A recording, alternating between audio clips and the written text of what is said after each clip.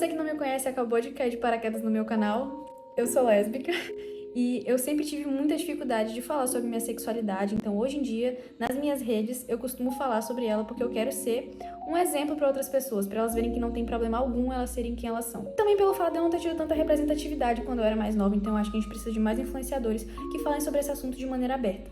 Então vamos pro assunto desse vídeo de uma vez, porque eu odeio enrolação. A gente vai primeiro começar falando sobre como eu cheguei nesse processo, né? Eu acordei lésbica do nada? Não, gente, não foi bem assim.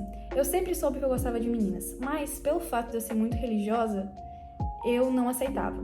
Pra vocês terem noção do tamanho da religião na minha vida, eu gravei um CD gospel, não que isso diga muita coisa, mas eu era muito envolvida nesse mundo. Eu era cantora mirim da minha igreja, então eu fiz shows por boa parte do norte, né, quando eu era mais nova. Eu morava em Paragominas, que é perto de Belém, e na minha cidade eu fiz um show, eu gravei meu CD em São Paulo, lancei ele, viajei pra Castanhal, Belém, fiz vários shows ali pelo norte. Então, por eu acreditar tanto na religião, eu mascarei quem eu era por muito tempo. Então, eu cresci a minha adolescência inteira tendo um preconceito internalizado e um preconceito com outras pessoas. Eu lembro de um dia que eu tava conversando com alguns colegas meus, eu tava no 8º ano, se eu não me engano, e a gente tava falando sobre a Pabllo Vittar. A gente tava falando sobre o fato dela ser assumida e ser um exemplo, porque naquela época, gente, 2018, sei lá, era muito difícil você falar sobre sexualidade ainda. Hoje em dia a gente fala com mais abertura, né, mas o preconceito existe hoje em dia, imagina um pouquinho de tempo atrás, né? Então, eu era muito religiosa, minha escola era elitizada, tinha muita gente preconceituosa lá também. E meus amigos estavam falando sobre o fato dela ser um ícone pop, porque Pabllo Vittar tava em ascensão, né? E eu falei assim, Pabllo Vittar vai pro inferno, vocês sabem, né? E todo mundo ficou me encarando assim, tipo, por quê? Tinha gente que concordava comigo, mas tinha gente que ficou, tipo, do que você tá falando? Eu falei, gente, simplesmente porque ela gosta de peito. É um homem, no caso era uma transexual, mas eu acreditava que a Pabllo era homem, não tinha como mudar aquilo ali, né? Que nem o Nicolas Ferreira, aquele filho da p... acreditava que ela era homem e que não tinha o que fazer. Deus deu aquele gênero pra ela é masculina a vida inteira e vai continuar sendo, ela pode fazer o que for. E eu acreditava nisso piamente, falava muito mal de gay, eu era super homofóbica, vocês não estão entendendo. E eu tinha homofobia internalizada. Depois da pandemia, comecei a ter um pouquinho mais de consciência e eu defendia sempre que eu podia gays e afins. Só que eu comecei a namorar um garoto, esse garoto ele era um pouco homofóbico também, ele tinha outro tipo de preconceito, então eu vivia com isso, eu tinha dependência emocional, eu era muito cega nesse meio tempo. Então assim, eu tinha ciência de que eu era bissexual na época, né, eu achava que eu era bissexual. Só que eu não tinha muito tempo pra poder pensar nisso, porque eu estava com um garoto, né? Eu tinha que ser fiel ao meu relacionamento. Quando eu acabei esse relacionamento de 2 anos e meio, porque eu tive que me mudar pra São Luís, né? Enfim, o relacionamento era uma merda. Graças a Deus me libertei, porque não era muito saudável. Eu acho que o garoto que tá assistindo isso, provavelmente, sei lá, ele vai concordar, a gente não tinha um relacionamento muito legal. Depois que a gente terminou, eu fiquei com alguns garotos. Não deu muito certo, não. E eu achava que eu era até assexual, porque eu não conseguia sentir atração sexual por nenhum homem. Ele podia ser, tipo, o mais perfeito do mundo. Pra vocês terem noção, eu demorei 1 ano pra perder minha virgindade com um garoto. Porque eu não sentia absolutamente nada. Nada mesmo. E eu perdi a virgindade, assim, meio, né, na tora, porque eu tava pensando, putz, o garoto namora comigo, ele quer fazer alguma coisa, se eu não fizer, ele vai me trair. Esse era o meu pensamento com 16 anos de idade. Aí eu fiz, né? Depois que eu terminei com ele, eu falei, tá, deixa pra lá, deixa garoto pra lá, deve ser algum problema de idade, vou começar a focar nos meus estudos. Comecei a fazer cursinho.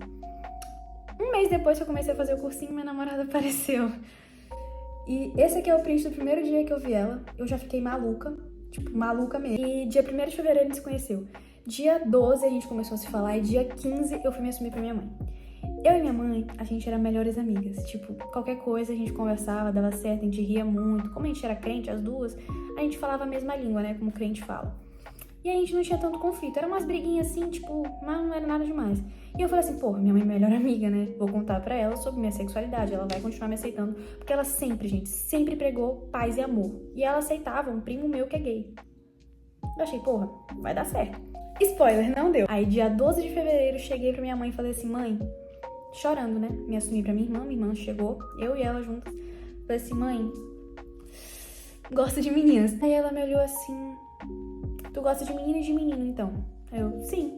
Então por que tu não escolhe só ficar com meninos? Aí eu, não. Aí depois de um tempo, as coisas foram ficando piores. Minha mãe viu que aquilo ali não ia mudar, que eu ia continuar gostando da minha namorada. Até chegou o dia que a minha namorada me pediu namoro. E aí foi o estopim pra guerra começar na minha casa. Minha mãe já tinha preconceito comigo, né? Já ficando com a garota. Depois que eu apareci com esta aliança dentro da minha casa, vocês não têm noção do inferno que minha mãe fez na minha vida. Eu pensava em me ir 3 vezes por dia. Eu ia pro cursinho pela manhã só escutando merda. Eu não conseguia estudar, porque a minha mãe colocava na minha cabeça que eu era o pior ser humano do mundo, porque eu estava beijando uma mulher. E aí eu chorava. E teve dias que eu precisei sair andando pela rua, porque eu tava, sabe, com muita ansiedade. Minha mãe me fazia sentir muito mal e, sei lá, desvalorizada só por eu ser quem eu sou. Ela falava que Deus tinha vergonha de mim, que eu não podia entrar na igreja de aliança, porque Deus, ele não ia aceitar aquele tipo de comportamento, e que pra religião eu era, sabe? E aí, por causa de todo esse discurso, eu parei de frequentar a igreja. Só que o que ela não sabia é que antes de namorar e antes de ser pedido em namoro, eu e minha namorada, a gente conversou com Deus. Nesse caderninho aqui, eu fazia meus devocionais com a minha namorada. A gente passou 2 semanas orando juntas pra saber se a gente podia namorar. Vou mostrar pra vocês algumas coisas aqui. Onde será que tá, né? Esses aqui são os devocionais. Tem muita coisa nesse caderno. E eu e ela, a gente orava todos os dias. E a gente se sentia muito perto de Deus. Deus confirmou pra gente que a gente podia ter nosso relacionamento. Por mais controverso que isso pareça ser pra alguns crentes, Deus liberou que a gente namorasse. E por isso eu aceitei namorar com ela. E era engraçado o quanto que Deus falava pra mim de eu ter paciência com a minha mãe. Porque eu entrava em guerra todos os dias dentro da minha casa. Ele falava, filha, calma teu coração, eu vou te ajudar, eu tô com você. E eu não conseguia ter domínio próprio porque minha mãe fazia um inferno de verdade na minha vida. Vou ler um aqui pra vocês, que era o 4ª geração, né? Provérbios 25:5. O pai tem me pedido 3 coisas: domínio próprio, paciência e perseverança. Não é me exaltando e sendo desrespeitosa que ele vai me usar. É sendo humilde e mansa, assim como Jesus. Versículo 15. Com muita paciência pode-se convencer a autoridade e a língua branda quebra até os ossos. Pra vocês terem noção, ele falava pra eu ser branda com a minha mãe, gente, mas é impossível. Mas mesmo assim, eu tentava nessa época. Depois que ela falou pra mim que eu não podia entrar com essa aliança, bem aqui, ó, esse anelzinho bem aqui, eu não podia entrar com a aliança na igreja porque Deus estava odiando aquele tipo de comportamento, eu estando dentro da casa de Deus com a minha aliança, eu falei, caguei, não quero mais. E hoje em dia, eu não frequento mais a igreja, porque a minha mãe colocou na minha cabeça que eu não sou digna de estar naquele lugar. Apesar de eu saber que isso não tem nada a ver com Deus, Deus não tem nada a ver com isso. Mas só o fato de eu saber que eu vou ter que conviver com pessoas com o mesmo pensamento que a minha mãe, eu prefiro a morte do que pisar numa igreja novamente.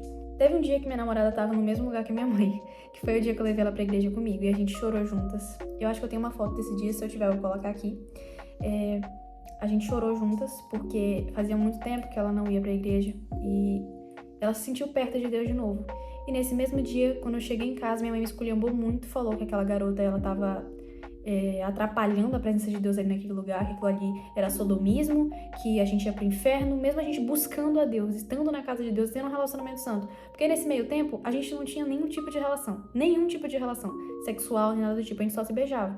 A gente orava juntas e se beijava. Grande coisa. E aí depois que tudo isso aconteceu, tchau igreja, não ligo mais, porque eu não tava afim de ficar lidando com preconceito desse jeito. Eu lembro de uma vez que eu fui jantar com minha namorada, a gente tinha completado, acho que, 1º mês de namoro, 2 meses de namoro. E a gente foi jantar num restaurante muito legal aqui da minha cidade. E eu cheguei com uma marmitinha, assim, porque a gente tinha pedido um prato muito gostoso, eu queria trazer pra minha irmã. Não era nem pra minha mãe, tinha nada a ver com ela. E eu trouxe pra minha irmã. Quando eu cheguei em casa, gente, o que a minha mãe falou pra mim, vocês não têm noção. Ela disse pra mim que aquela comida estava enfeitiçada, que aquilo ali ia acabar com a geladeira dela, que se eu quisesse eu podia guardar essa comida dentro do meu quarto, que ela não ia deixar aquilo ali guardado no meio das coisas dela, porque ia estragar as comidas da geladeira. Eu tinha esse vídeo, eu não sei aonde ele tá, eu gravei tudo isso porque eu queria provar que eu não tava maluca, porque as pessoas, elas continuavam me julgando, minha família inteira me julgava, falava que eu brigava com a minha mãe, sendo que ela brigava comigo porque eu guardava comida na geladeira. A comida que eu jantei com minha namorada, eu não podia guardar na geladeira. Eu acho que eu até postei sobre isso no meu TikTok, não sei. Então, voltando pro começo desse vídeo, eu não sabia que eu era lésbica. E depois de todo esse processo, né, de heterocompulsividade, de namorar um garoto, de tentar ficar com outros garotos, eu percebi que eu não gosto de, né, homens. E aí, beijando a minha namorada, tendo, né, aquele contato com a mulher, eu percebi que realmente o homem não é pra mim. Não consigo, simplesmente não dá pra sentir nada. E, gente, é muito instintivo. Desde pequena eu sabia que eu gostava de mulher, mas como a religião e a sociedade me forçavam a ficar com homens, eu tive que ter a experiência, né, pra ter certeza. Mas muitas pessoas não precisam ter essa experiência não, tá? As pessoas, elas só se descobrem. O meu caso é o meu caso, e você possa descobrir da sua forma, sendo singular. Tá, Carliana, tua mãe é preconceituosa, isso a gente já sabe. E como que tu fez pra lidar com tudo isso? Nesse mesmo caderninho aqui, tem vários desabafos e muita terapia, pra vocês terem noção. Eu fazia muita terapia, ficava rabiscando na terapia inteira, porque eu sentia muita coisa ao mesmo tempo. Eram muitos sentimentos, muita raiva. E eu tive que colocar tudo isso pra fora com um profissional. Eu tive que falar sobre meus sentimentos, falar sobre meus traumas. E, gente, eu cheguei muito armada na terapia. Tudo eu justificava com a minha religião. Tudo eu falava, eu não tô errada. Deus me ama mesmo assim. Meu psicólogo falando, tá, mas quem disse que você tá errada em ser quem você é? Me explica. E eu comecei a explicar pra ele o quanto que o preconceito me fazia mal. Eu tinha preconceito comigo. Então, como é que você vai se aceitar se você tem preconceito com você mesmo? Você tem que conhecer todos os pontos fracos por meio da terapia, que eu acho mais saudável. Porque na terapia você se escuta, e é por isso que eu sou tão apaixonada pela área que eu estudo. Eu faço psicologia, tô no primeiro período ainda, mas desde sempre eu sabia que era isso que eu queria seguir. E minha especificação vai ser no público LGBT. Eu quero ajudar pessoas não só por meio da internet, mas por meio da minha profissão também. Enfim, o preconceito é muito mais difícil quando ele é dentro de casa, porque não tem como você fugir. É muito difícil você ter sua própria mãe te chamando de impura, de nojenta, falando que você é indigna de estar na casa de Deus, que ela não queria que você tivesse nascido, porque tudo isso eu já escutei, gente. O meu melhor amigo é gay, e eu queria sair com ele, minha mãe falava que eu só dava com viado agora, que eu só queria saber de colar a pré-checa, eu juro por Deus que ela falou isso. E assim, era bizarro como que tudo se resumia à minha sexualidade. Eu ainda tenho esse complexo de fazer tudo girar em torno disso, porque minha mãe sempre falava só sobre isso. Nada na minha vida não tem a ver com a minha sexualidade. Se eu faço alguma coisa é porque tu é gay. E tá com dor nas costas? Claro, né? Sapatão. Alguma coisa deu errado? Claro, Deus tá te punindo, né? Tá sapatão. Então, assim, gente, tudo na minha vida se resume à minha sexualidade, na minha cabeça ainda. Tô tratando essas coisas. Então, assim, eu falo muito sobre esse assunto porque ele perdurou na minha mente por muito tempo. Eu procurava conteúdos LGBTs a vida inteira, sempre procurei, e eu não encontrava. Então, o meu lugar é um safe space, tá? A gente vai falar sobre sexualidade aqui sem problemas. Eu falo, eu não ligo, porque a gente precisa de pessoas que falem sobre isso. A gente já foi julgado a vida inteira. A gente passa por muita barra nas nossas famílias. Então a gente precisa desse safe space pra poder falar sobre as coisas que a gente quer falar. Entender que a gente é singular e que tá tudo bem de ser diferente da maioria das pessoas. O preconceito é uma coisa que me pega muito ainda, porque não é só na minha casa, né, que eu sofro preconceito. Na rua, com muitos homens que sexualizam, né, o meu relacionamento, porque se eu tô com a minha namorada é muito linda mesmo. Então, assim, qualquer lugar que a gente vai, a gente é sexualizado. Isso é um saco. Eu contei no meu TikTok também do dia que a gente foi andar de bicicleta na praia. A gente tinha acabado de completar, acho que 8 meses de namoro, né? Foi recente. E a gente tava andando de bike, eu parei um pouco pra respirar e dei um cheirinho na nuca dela. Isso foi o suficiente pra um cara ficar encarando a gente muito feio. A gente já sofreu muitas encaradas, né? A gente nunca escutou nada muito verbal, nunca falaram nada do tipo, mas dentro de casa, em compensação, e com a família dela, ela já escutou. Minha namorada não é assumida 100%, até o momento, né? Sei lá. Se você tá assistindo esse vídeo agora, em março, ela não é assumida ainda. Mas ela tá nesse processo de se assumir porque a gente quer se mudar, quer morar juntas. Bomba! E a gente já tá vendo todo esse processo porque a gente conviver com preconceito é um saco.